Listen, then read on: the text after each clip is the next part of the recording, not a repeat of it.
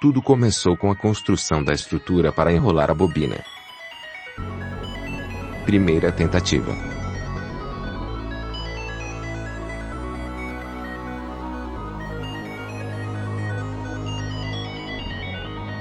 O fio rompeu, então tive que começar tudo de novo. Segunda tentativa, agora com motor de liquidificador, Gambis.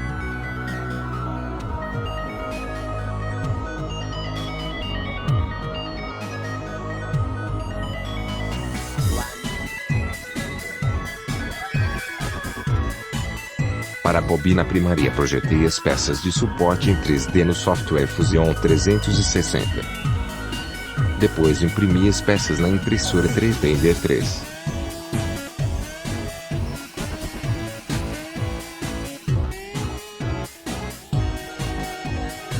Em seguida fiz uma guia em escala no Illustrator para auxiliar na construção da bobina primária.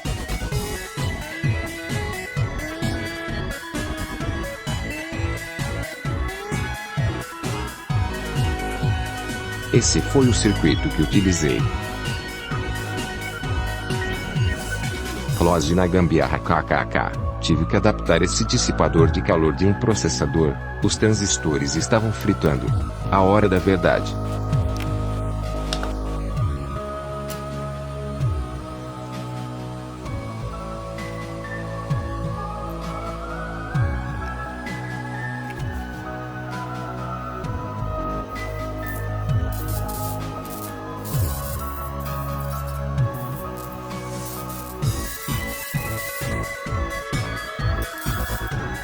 Aplicando 12 volts com 8 voltas no primário e 2000 voltas no secundário, temos um total de 3000 volts. Vou deixar vocês apreciarem os arcos em paz.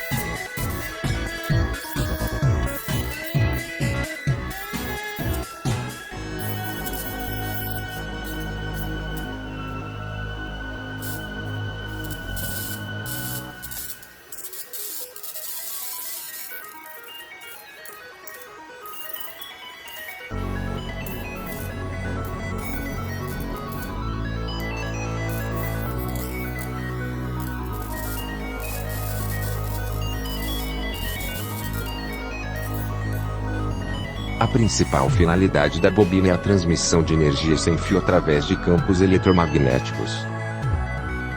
O forte campo eletromagnético da bobina ioniza o vapor de mercúrio dentro da lâmpada, fazendo com que fótons sejam emitidos. Esses fótons não são visíveis a olho nu, porém quando entram em contato com o fósforo na lâmpada, a luz é emitida. O vácuo na lâmpada cria um caminho de menor resistência para os elétrons, o que significa arcos maiores.